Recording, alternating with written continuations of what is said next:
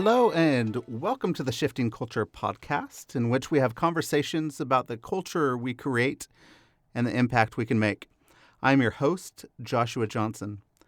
Today, we have a conversation with Noah Kaye, the founder and executive director of Integer Network, an international coaching network that promotes authenticity and wholeness through coaching. We have a great conversation that you're sure to enjoy. So without further ado, let's get to it. Noah, welcome to the Shifting Culture podcast. It's really exciting to have you. It's really good to have you here. And I'm really looking forward to this conversation. Glad to be here, Joshua Johnson. What a joy. Thanks for having me on, man. This is great. Yeah, of course. I mean, I've always enjoyed conversations with you, and I think people are going to enjoy hearing from you, Noah, because you're a pretty amazing person, and we've always had really good conversations. Keep going. We can just keep doing this for the rest of the podcast. All right. I'm just going to give you compliments the whole time. How's that? This is going to be the Noah Kaye compliment podcast. On the Enneagram. That would be the best podcast ever. Yeah, I hear you. I'm also a 3. And I need those words of affirmation always. You just tell me how good I am, and I'm great. Let's go ahead and talk about something better than that. Well, I'd love to start with your story, and just all the way back to growing up, your childhood, and then how did you get into ministry work? How did you get into it, and why? Mm-hmm. Yeah. I grew up in a normal family, whatever that means, and outside the DC suburbs, mom and dad both in business, and we grew up in church all the time. And since I was a little boy, there seemed to be this thing on me. I don't know what it was, but everyone saw it. It's like you have a booger hanging out of your nose, and everybody's telling you, "Bro, you got a booger? Don't you see it?" And you didn't know it was there. Yeah. It felt like everybody, just old women at church and revival speakers on Sunday nights, and my mom and my dad and family members and aunts and uncles just kind of proclaiming some type of a call, or they called it a calling. I would like to call it an invitation, some sense from God that there was this, destiny on my life to serve in some type of full-time vocational ministry or kingdom work or loving and helping people and leadership and influence. And so that was very apparent. And I had a experience of a calling experience at 12 years old, where it was undeniable that there was some sense of God's Spirit saying, you're being tapped on the shoulder for something of kingdom work for your life. And I'll spare you the details, but I told my mom about that encounter that Sunday night when I was 12, and she just burst into tears. I've always known God had special things for you. And I'll never forget, I remember where we were in the car on our way home from church that Sunday night, and that was a significant moment. It really was. In many ways, that was a painful process growing up when other people choose your vocation for you. Yep. And there's some really funky stuff buried in all this prophetic calling language that really does a number on the identity of a leader. And so I had to work through a lot of that over the last couple decades. When you become what everybody else told you you're supposed to be, you sometimes forget how to figure out who you actually are. Yeah, I went through that same process. I was 14 when I heard everybody saying that, hey, you're called to full-time ministry. There's prophetic words like, I see you influencing thousands of people. It was something that people put on me, this invitation. And it's like 2 decades of work for me to untangle that. And what does it mean for my life and who I am? And I'm just trying to figure out who I am at the moment, because as an Enneagram 3, I could be whoever anybody else wants me to be, right? And I'm sure you relate to that. And so as you went into it, for me, I looked around and I saw, well, the only thing I could do with this call is to be a local pastor. That's what I did, Josh. And so how did that work out for you? Dude, that's the only option there was. There was nothing else.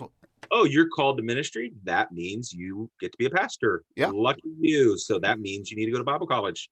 Lucky you. So everyone else chose my vocation, and then that naturally chose my school. And so I ended up Bible college.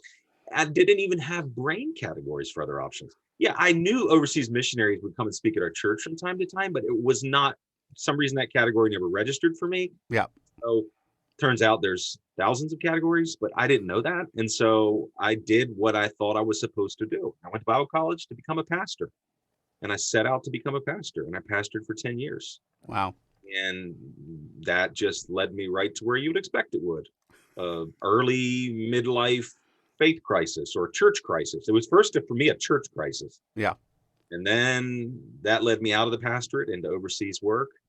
Did that for about 7-8 years. That led me into deeper crisis in some ways. And I'm only now finally feeling a convergence of, oh, right. Yes, there was an invitation from God. Yes, there was a call, whatever you want to call it. Yes, I'm wired for leadership, influence, kingdom work. It's in me. It's on me. It's who I am. But boy, oh boy, the sky's the limit on what it could look like. And it did need to be pastoring a local church. I would die if that's all I was doing right now. Yeah. I figured that out in like a half a semester. I was like, this is not for me. And then No, I wait. floundered through my 20s like, okay, since I'm not a pastor, a local pastor, what do I do? What is ministry? How do I live out this calling? And it took me 10 years in my 20s to really figure out what I can do and to actually surrender and say, all right, God, whatever you want, you could do it. And then I started to pursue life overseas, missions work. And I was fighting it for a long time. But it was because, I knew that I wasn't wired that way. I wasn't a local pastor. I couldn't do that. It would just drive me crazy. But I didn't know what else to do. And nobody was showing me the way. And nobody was showing me a different route. It's lonely. And how can you, what are some ways you could talk to some people now as they're going through this process? And how can we point people into a broader direction of what kingdom work looks like? What a good question. I mean, look, this what comes to my mind. This is what's been working on me. The earth is the Lord's and the fullness thereof.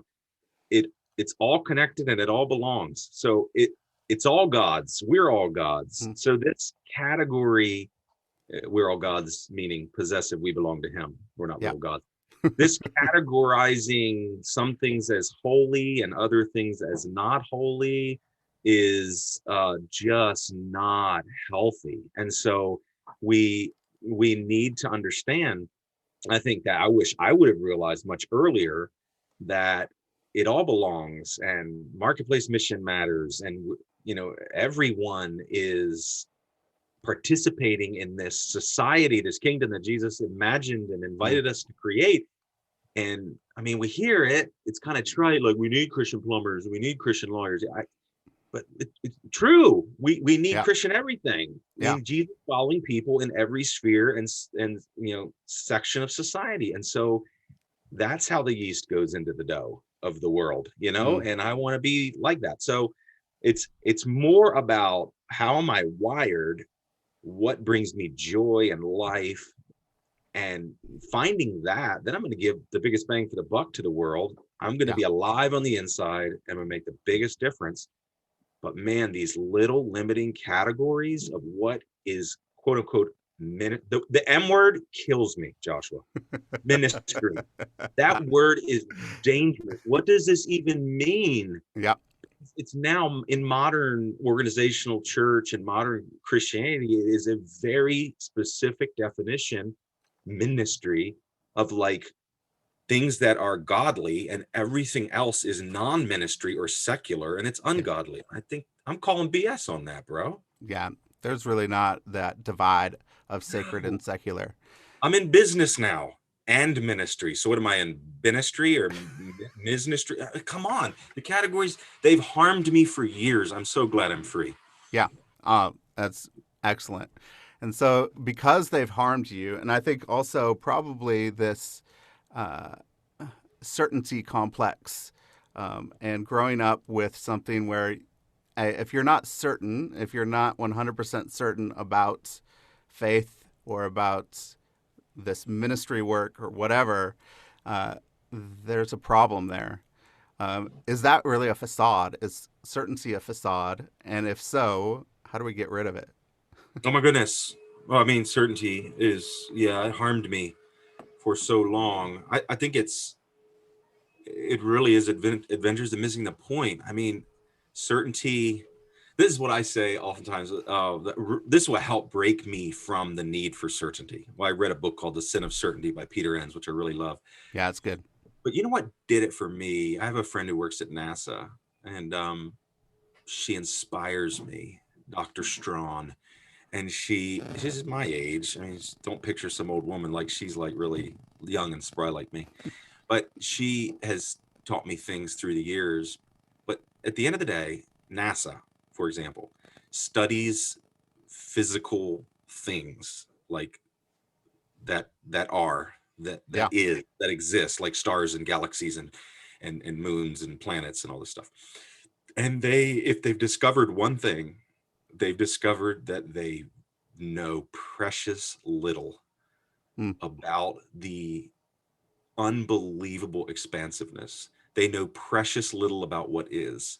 They've only scratched the tip of the iceberg yep. in exploring and naming and seeing and discovering and understanding that which is physical.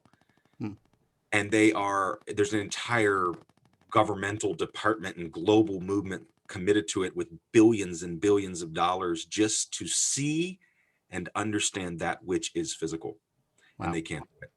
Yeah. And if that's the case, and then we, the people of God, the church, think that we have somehow figured out and can explain and put into a list or a book or a doctrine that which is spiritual, we are kidding ourselves. So if you can't even freaking explain that which is physical, and then you think you've cracked the code on the one who has put it all in place and can explain and define and box it up and tie it and put a bow on it and tell people this is how God is. This is what he looks like. This is what God wants you to believe. Boom. This is it's laughable. And Yeah, it's so that whole thing is what pushed me over the edge to go, oh my goodness, there's so much more going on here. There's so much mystery. There's so much we don't know. And it just fills our hearts with humility and awe to get yeah. caught up in a story of the divine that's bigger than we could ever know or tell. We can just begin to touch and taste and smell it, and it's good. But man, it's way beyond the stars or galaxies. It's yeah, you get what I'm saying. That's for me what did it. You can tell I That's feel huge. this thing in my bones, Yeah, bro. you feel it. You feel it. I think, and Paul was saying one of the requirements of eldership is to embrace the mystery of the gospel. And and I think that actually goes against being sure and certain of everything. Even the disciples, as they go up at the end when Jesus ascends and gives the Great Commission, right? They worshipped him, but some doubted. There was some doubt in the midst of Yes. this incredible resurrection right in front of them with their eyes, that they see Jesus, but they doubted in the midst of it. And he uses that doubt and a foundation of doubt in the Great Commission to go and build Mhm. this 2,000-year movement that is beautiful, following Jesus, and has seen, millions upon millions of people say, yes, let's do this. But he used that doubt at the beginning to fuel things. It's kind of interesting. That's And fascinating. I like what you're saying. Yeah, it's really good. And a lot of people, Joshua, then are like, I know the other side of plenty of those conversations. Well, then is anything knowable? Are you just saying that anything goes and we just don't know anything? It seems like relativism or humanism or this or that or whatever it is, and all the slippery slope warnings and all that good stuff. I mean, I get it, and I'm not being dismissive, but it has been precious to start to ask, okay, well then, amidst all the deconstruction, what does reconstruction look like? What does serve as a pillar? What can I hold on to with a sense of confidence and conviction? Um, and to me, that's easy. It's like, well, the yeah, entirety of the Jesus way, like the thing he was most obsessed about was articulating, imagining, and initiating this kingdom, this way, this society of how the world would mm, operate. And to me, it's like easy. Jesus, the Jesus way, the Jesus example, the Jesus life of forgiveness and grace and mercy and justice and peace and love. And I mean, laying our lives down and loving others. I mean, this is the way that transformation happens in our marriages, in our families, in our communities. And so, like, it's for me, it's like easy. What do you hold on to then? The kingdom that Jesus invited us to bring, like that. That's good enough for me. Sermon on the Mount or bust, buddy. Like, That's right. if we can do that, that's enough certainty and knowing for me in one lifetime. Yeah. And I Hey, feel that kingdom deep in my soul, man. yeah. And that's huge. And Jesus said at the end of the Sermon on the Mount, hey, if you hear my words and you put them into practice, you're going to be the ones to build their house on the rock. Like nothing is going to, you're not going to falter. You're not going to fall. But the ones that don't do it, hey, they're going to build their house on the sand. And I think we see some shifting sand at the moment in this world where we're not building our house on the teachings and the living out of Jesus' teachings. We're building our house on something else. Yeah, So, buddy. so how do we? I think, in this certainty facade, how do we walk people through this place of mystery and doubt and following Jesus only and His ways? How do you walk people through that? Oh my, who knows? I mean, what a great question. The thing that comes to my mind is this just how important it is that we are open-hearted, open-minded, non-reactive listeners and learners. Um, the need for security, certainty, knowing, boundaries, rules, boxes, uh, that need creates an inner angst and a spiritual insecurity, I think, that makes us so reactive to other ideas, Yeah. other people, to other ways of seeing and interpreting the scripture.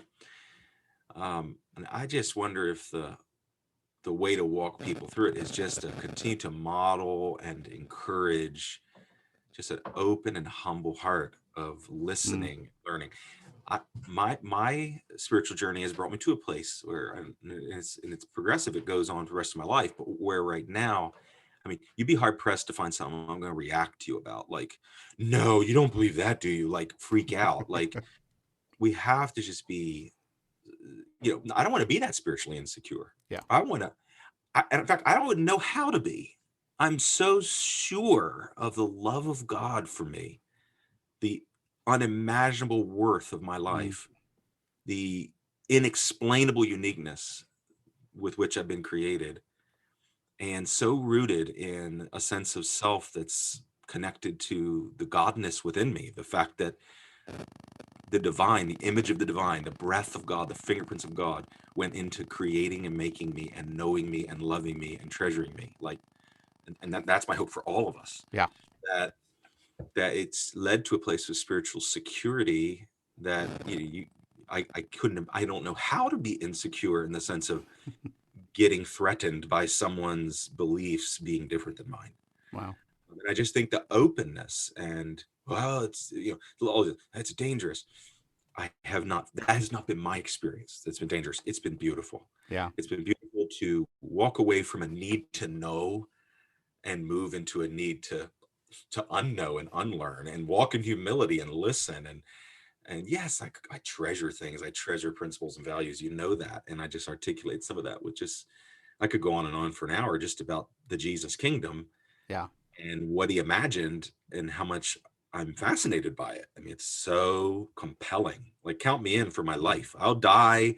Maybe I've done some crazy things, but I want my funeral to be like that guy loved people and he was pretty fascinated with the whole Jesus stuff and he did it and he lived it. And Yeah. That's that's great.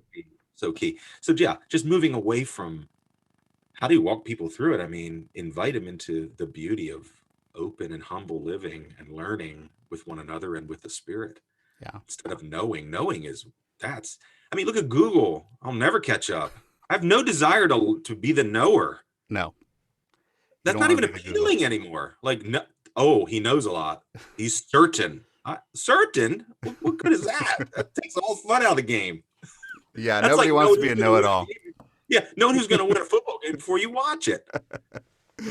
I wanted to know that when I watched Back to the Future Part Two. I was like, I want that sports almanac so I could go back and I could know who's going to win. I could bet on some Come on. sports games, get some money. But I don't want that anymore. And I think maybe part of your journey going to East Africa, you were on the field in overseas missions. I think you were coming alive. This was, where you were finding your hearts and your calling. But God had different plans, brought you back to the U.S. And in the midst of not knowing and uncertainty, you were able to birth some new things and see what God had for you, that made you come alive probably even more. But can you talk a little bit about that journey from East Africa into the States? Thanks for asking. Yeah, we were in South Africa for 5 years and then transitioned to Tanzania, northern Tanzania. I just wanted to be there so badly. I jokingly told people, so if you're listening and you're from South Africa, please don't be offended. But I told people I want to live in real Africa. South Africa was I have a very special place in my heart for South Africa. But yeah, we ended up in Tanzania, learned Swahili in our first year there, but we only made it about a year and a week. And then Mm, our youngest of three children, our 18-month-old son at the time, had a stroke in our home in northern Tanzania, and that was a traumatic and life-altering event. And uh, as you can imagine, all the craziness of what do you do with your child when you're in rural Tanzania without medical care, and he's had a stroke and is paralyzed. wow. So we medically evacuated him, and oh boy, what a traumatic and tough time for Mm, us. But it was I tell it like this: it was a double loss. It was the death of a healthier son and the death of a yep. vision, dream. In Yep. my heart for East Africa, we had opened up a leadership training center, a little coaching hub, and next to our home, and we were off to the races. And we thought we'd spend 5 or 10 good years of our life investing in East African leaders to try to build integrity and authenticity and grace Mm, into their lives. And um, it didn't work like we thought. And anyway, we ended up back in the US. It was very painful, but we had made the tough decision to move back and reestablish as a family here in America so our son would have the medical care he needed. And after 6 months of being here, I had to answer the question, Joshua, what's next? Like yeah. the whole thing of what am I going to do the rest of my life?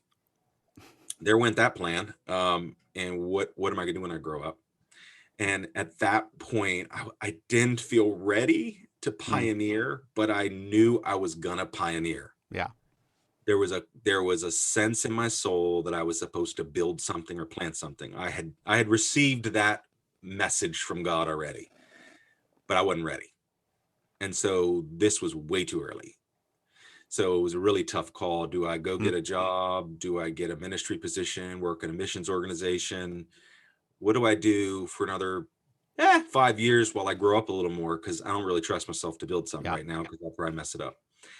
And so I that didn't work very well. The sense from God was you're as ready as you're ever going to be, and you're going to keep getting ready from now until the day you die. So plant this thing. And so here I was back in the States and decided, all right, I have no idea how I'm going to feed my family, but I'm going to put a seed in the ground. Wow. And I tell it like this. I had been living in Africa. I've been doing more and more and more kind of just one-to-one care of leaders, the Yeah. hearts of leaders, walking with them. We called it discipleship. And then sometimes I flirted with calling it mentoring. I didn't really know what to call it. But what I knew is that I was a leader to leaders, an influencer of influencers, and nothing gave me greater joy than helping draw what was real in leaders to the surface and help Mm, them be as healthy as they could be. So I did my master's on insecurity in the lives of leaders, did a biblical case study on it, and did a personal case study because I was the most insecure leader I knew at the time. And so it was just a passion of my heart mm, to help coach leaders to be healthy. And so when it came time to plant this thing, which is now called Integer Network, I reached into my heart and I pulled out the three things that mattered most. And they were authenticity, just to live real and authentically with each other. Um, Wholeness, which by that I mean a healthy heart, alive on the inside, paying attention to the interior landscape, like Mm. just being healthy, like, and coaching leaders to become all that they can be. And so I started this thing called Integer Network. Integer's a whole number. I want to see whole people. So, and our tagline Nice. is those three words: authenticity and wholeness through coaching. And at the time, I did not know what in the world, like, what does this mean? I mean, yes, I value authenticity and wholeness, and I want to do coaching. So, turns out I started a international coaching network that worked, and so now we're. It's so funny when I tell this story now, Joshua, because I'm like, literally, I did not know what this would Yeah. become. So now we're in our fourth year. We're in 3 countries. We have 17 coaches. This past Saturday, we had Nice. an international retreat to talk about where we think we might be in 10 years from now. And I'm telling you Oh, what, fun. it is working. And I'm having the time of my life pulling together a bunch of like-hearted people that want to be real, Yeah. want to be healthy, want to help others do the same. And Mm. that's what we're doing. So we're coaches. We're running events and doing personal coaching to help promote and foster healthy communication and healthy Mm. hearts and authentic living. And we wrote a material called Integrate. And I could go on and on about our work with Integer, but I'm loving it. And that's what we're doing. So, That's amazing. I think it's so important. I think growing up, I've seen so many leaders hurt others because they were insecure and hurt on the inside, and they don't mean to hurt others, but hurt people, right? And so, how do we get to this place of bearing, I don't know, bearing our soul, getting whole, getting healed, so that we can lead well and walk people through a sense of mm. authenticity and wholeness on our own and not hurt others with the process. What a good question. Yeah, you got to have it to give it. I mean, if you don't have it, you can't give it. If I have $5, I can give you $5, but it's really hard to give away that which we don't carry within ourselves. And so we just have to do the work to gain the goods, to distribute them to those in our lives. And I think the only way we can do the work of awareness and healing and growth is in a context of safe relationship. It's done with other Mm. humans. Yeah. And it's done when we feel safe to let that which is embarrassing free, let that which is shameful out. And so for many leaders and individuals, when they think therapy or coaching, I mean therapy or counseling, Yeah. they think, oh, that's too deep, scary, vulnerable, and expensive.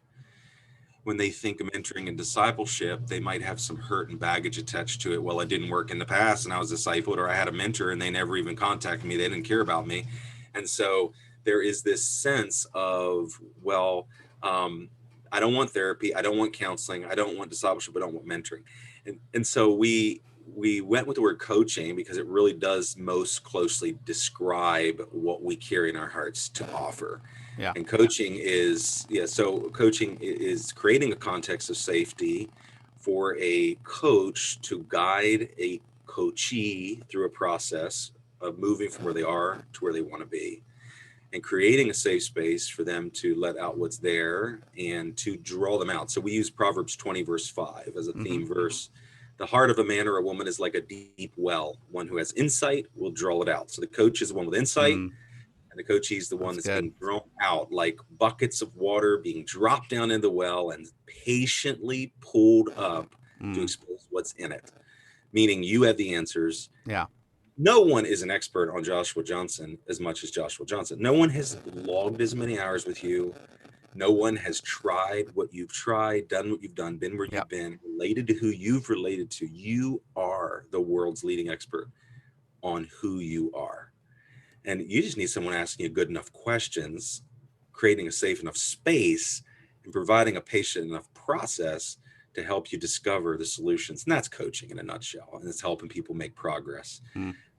toward their desired outcome and dream and goal. So, but Well, yeah, that I know, like, personally, I think for a lot of my years, I've been an observer of myself and not lived with myself. And so, how Mm. do we move from observing and knowing the right answer and being able to speak the right answer in a coaching thing to living the right answer and being with me instead of observing me? Um, Oh, what a powerful question. I don't know. When you figure it out, tell me. I mean, we have an entire module in our integrate material on self-awareness, an entire section of our content. So we call awareness one of the 6 ingredients for authentic living. It is right there at the heart of it. Um, so awareness is super key. But I hear you asking, what if we're aware, but we're really not engaging with that awareness or doing anything about it? yeah, yeah. And I think I see that as a problem. I've heard a few people talk about it, but I don't know. As me Yeah. living in my body, as I'm growing in my self awareness and my awareness of, hey, I know my triggers. I know a lot of different things. Why do I react the way I react? Every time I get hurt, I could go back in about 30 seconds. I know exactly why in my past, how I grew up, what I did. But I still feel like I just observe it and like I just know it. And intellectually, I can get to that place of, oh, this was Mhm. my trigger, but I don't. I don't know. Sometimes I don't feel like I'm living it. I'm not in it. I love what you're saying. It's fascinating. In fact, and I promise this isn't a pimp of a product. It's just a concept that really is inspiring, and that is our South African team. I don't, Lawrence Skippers. He Yeah. leads our country director in South Africa for Integer Network, and they um, really, really were inspired deeply by the NVC, nonviolent communication Mm, content of Marshall Rosenberg's about 26-year-old piece of research and material about how to foster healthy communication. mm, And we've rewritten it kind of for our network. It's called the Compassionate Communication Workshop. But it really gets at what you're asking, because here's, in a nutshell, what it suggests. It suggests that the answer to this is to move beyond the intellectual awareness and yeah. move down into feelings and further down into needs. So observation without evaluation. I observe this. I'm reacting this way. Yeah. I just noticed, Meredith, that you did this, without attaching any sense of evaluation, rightness, wrongness, goodness, badness to it. Then moving to the next level. And as a result of that observation, I feel this. Most of us have about 5 operative feeling words, and we could have a vocabulary of 70 or 80, but we haven't cultivated it. Yeah. And this course helps to do that, right? Mm, So we have a lot more of a word bank to choose from about what we're actually feeling. And then a feeling is always a result of a met or unmet need. So underneath of that, then what's the met or unmet need? So I wonder, when you ask the question, if it's a matter of moving from the intellectual to, then not only do I see this, now I need to learn to feel this, and what yeah. is it I'm feeling? And then beyond that, what is the need, met or unmet need in my life that's causing that feeling? And then the last step is, then I need to make a request that enriches both my life and yours Mm, and strengthens our connection. And maybe that request is of yourself. yeah. But anyway, that comes to my mind as I listen to your question. It's certainly one framework to think about. Well, I think that sometimes that request requires a lot of vulnerability. And it requires you opening up to a place where somebody's going to reject you. And rejection is not fun for anybody. That's Um, right. but I know that vulnerability is a necessary step to closer connection. And it's a necessary step to, I think, opening people up to more authentic living. Um, but it's a scary process. Um, is it always going to be scary? Like, what are we? Man, you're really talking my language today, buddy. I mean, I told you one of the 6 of our integrate theme is awareness. Another one is vulnerability. There's 6 themes to authentic living that we've identified, and that's one of them, vulnerability. So you're really up my alley with this. Yeah, It is going to always be scary, but like with anything in life, the more practice we have, the easier it gets. There are times we have setbacks. There are times a pianist plays a really tough piece and can't quite figure it out and feels ashamed. But for the most part, uh, the longer they play the piano and the more they practice, the better they get. Yeah. Um, Vulnerability in that sense, like anything, I think it is learned, and the more we do it, the better we can get at it. But it is always emotional exposure. It's always risk. Mm. It never stops being risk. And I still have vulnerability hangovers where I wish I wouldn't have shared. The next day, Yep. we glean, as you can imagine, a lot from Brene Brown's work on shame and vulnerability, and Yeah. really inspired by it. But it's always emotional exposure, and it's always difficult, but it's also very contagious. So that's Mm. part of our work, is thinking in terms of the magnetism and courageous nature of vulnerability. I mean, it Mhm. draws people to us, and it also encourages people to. It's a tit for tat sport. Yeah. Authenticity and vulnerability is very much a tit for tat sport. I'm going to Mm. test you. If you receive this Right. well and I felt safe, I'll give you more the next time we're at Yep. coffee. But I'm going to just give you what I think you can eat of my my vulnerability. And if you take it in and everything's good, I'll try a little more next time, because none of us are, unless we're losing our mind, revealing all to anyone. That's just, not how we're wired. We're Right. afraid to be that deeply known and seen. Yeah. I think so. And I think for leaders, I think there's a line between casting vision confidently, and being vulnerable in a place where, leaders don't really know where they're headed and what they're doing. Like they do, they want to know, they're confident in it, but really deep down, they're scared. They're really scared. So Absolutely. what is that line that because I think casting vision confidently inspires people to continue to move forward.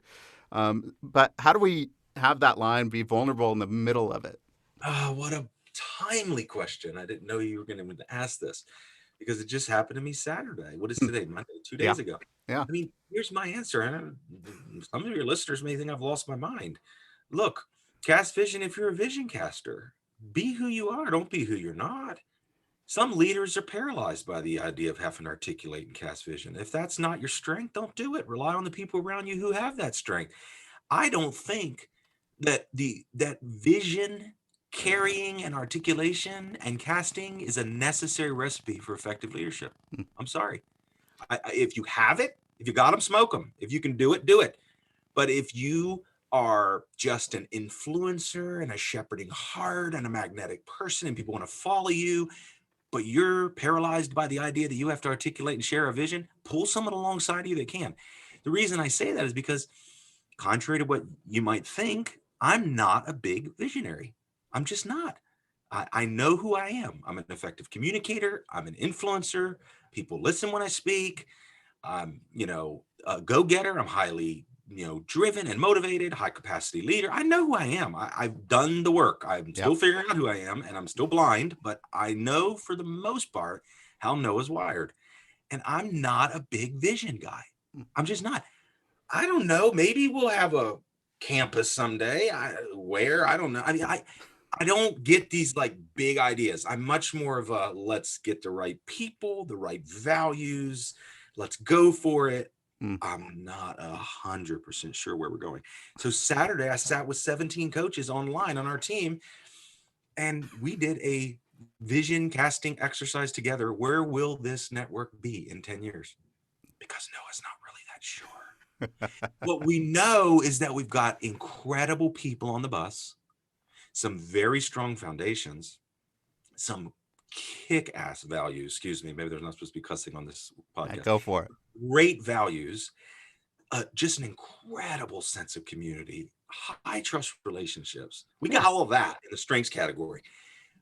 I'm not 100% sure what this thing even is some days. I mean, we're a coaching network and we want to see people live their best lives. I mean, we value authenticity and wholeness. We coach leaders, we do events, we do know, but where's it going? And I say that to say, Joshua, it's like, mm, let others help you form vision. Mm. and let vision be revealed as we walk together. What we know today at 4 years into a coaching network is Mm. far more than we knew 3 years Yeah. ago. And what we're going to know at year 6, 7, and 8 is going to be so much more crystallized and Mm. concrete than it is today. So I think this whole balance of vision casting, if you are a visionary vision gallon guy, go ahead. And if you're not, tell the truth, shame the devil, and get the people around you to help you imagine a preferred future together. I mean, it sounds like you are, I don't know, you're getting rid of the myth of the solo leader. Um, that there is a shared leadership that needs to happen as we move forward. We have to do it together. It's not one person that's pulling it along. It's not the strongman competition pulling the bus behind you. It's Spot on. It's spot on. And you don't, I still believe in leadership, although I have a much different definition than I used to.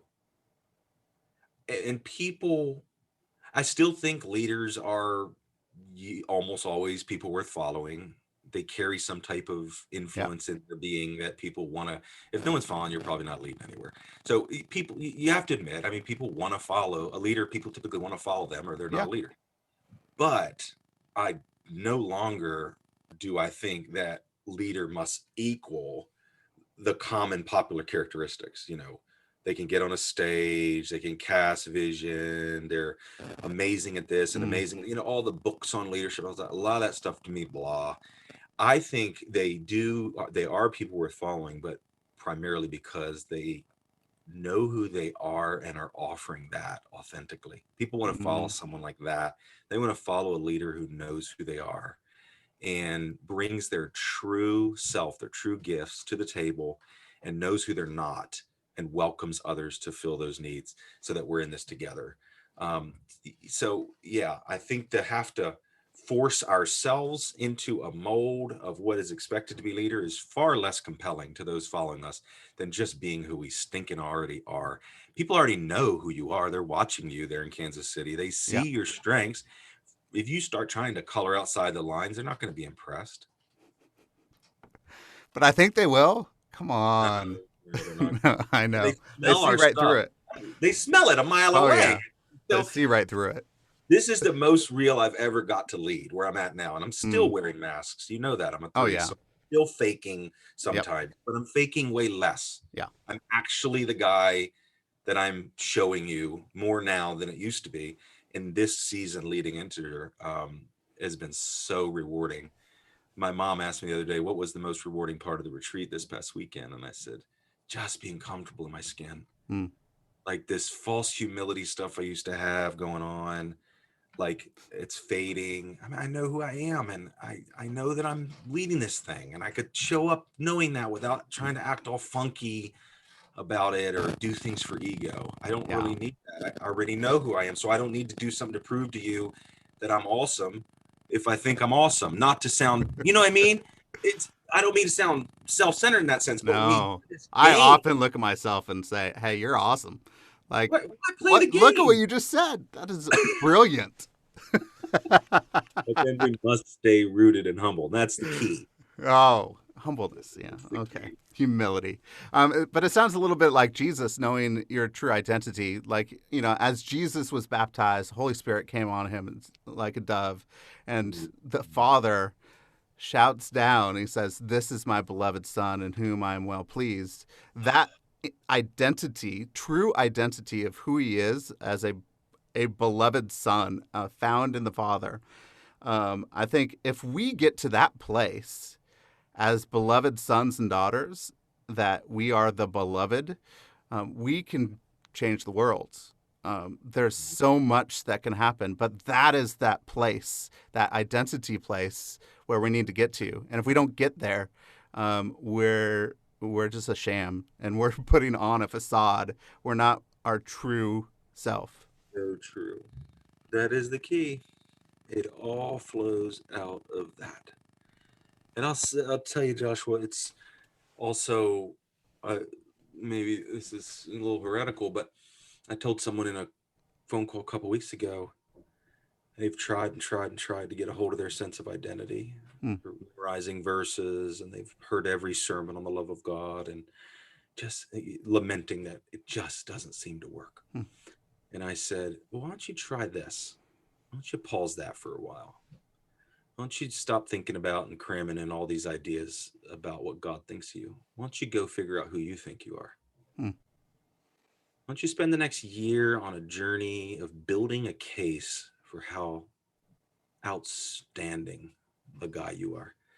You're examine your strengths, do some assessments, learn your Enneagram number, see how you're moving into health, play around with Myers-Briggs, do this, do this. Ask people where they see your mm. giftedness. Build your own case. Make a decision that, contrary to what divine or God or someone else, some spiritual reality, just take a break and Mm. build a case that you actually can start to believe you are special, Yeah. regardless of a God's opinion of you. Mm, And when you're done that, then add back in the reality of God's perspectives mm. about you, the beauty of God's, eyes for you and his identity they've spoken over you and your divine design. Add that back in Wow. and see what happens. The reason I recommended that is because that's what I did. Mm, I think when I look back over my journey, it was when I was willing to start to go on on the journey, do the work, go through the process of forming a founded opinion about my strengths and beauty outside of just Bible verses, and then add the Bible verses, mm. Yeah. then add the spiritual truth.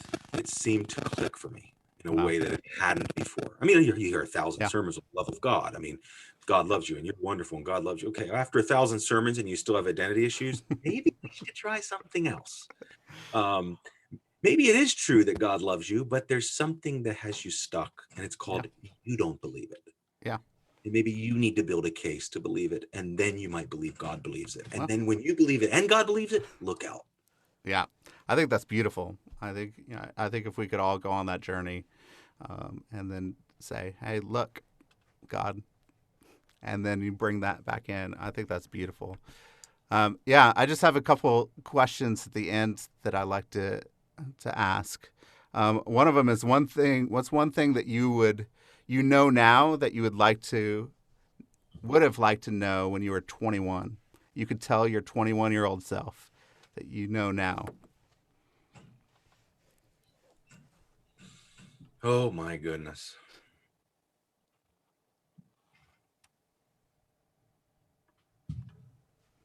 You don't know everything. You just That's don't good. know. And there's so much you don't know. Just live into the unknowing. Mm, So much you don't know about finance and about relationships and about leadership and life and people's pain and God and the scriptures and spirituality and the sexuality and oh my goodness, on and on and on and on. The world and culture, and where do you end? I mean, you just, hey, 21-year-old Noah, there is so much to discover. Stay open, stay humble, keep learning, keep going, keep growing. I look back and realize I think I knew I acted so certain about so many things, and mm, embarrassing. I mean, there's times I want to reach out to the congregation I pastored many times and just say, how did you tolerate me? yeah, that's good. That's good. Well, I hope your 21-year-old self listens. What's something that you've read or watched recently that you could recommend? Hmm. Read or watched? Well, I'm a reader way more than a watcher, so I don't really watch much, but I am a big reader. Um, and I think I would choose to recommend. I usually read only nonfiction, Mm-hmm. spiritual books, leadership books, more soul, meditative, contemplative type books. Um, but I'm reading a book right now, actually by Ian Morgan Crone, who's a big Enneagram guy, but it's a novel called Chasing Francis. Mm, And it's about a megachurch pastor who loses his faith right in the middle of a sermon, practically, is fired from the church and goes to Italy to visit his uncle and ends up retracing the steps of St. Francis of Assisi and rediscovering Wow. and reconstructing his faith. And it Wow. is good. And Mm. I'm halfway through reading it with a friend of mine who demands that I only read one chapter at a time and then have a 10-minute phone call about that chapter. So it's taking me a while to get through it. So read a chapter, have a 10-minute call with him to talk about what God's saying to me through it. And it Wow. really is a phenomenal book, Chasing Francis. Wow. That sounds great. Sounds great. I love Ian Morgan Cron. I think he's wonderful. So I really want to check that out. That's good. Well, Noah, thank you so much for being on today. I really appreciate it. It was a great conversation. Yeah, and go with God. Be well. And yeah, I'm just praying for you and Integer and everything that you're doing and your family. So I'm honored to have been on. Thank you so much for this opportunity. I really enjoyed this conversation. yeah. All right. Thanks, Noah.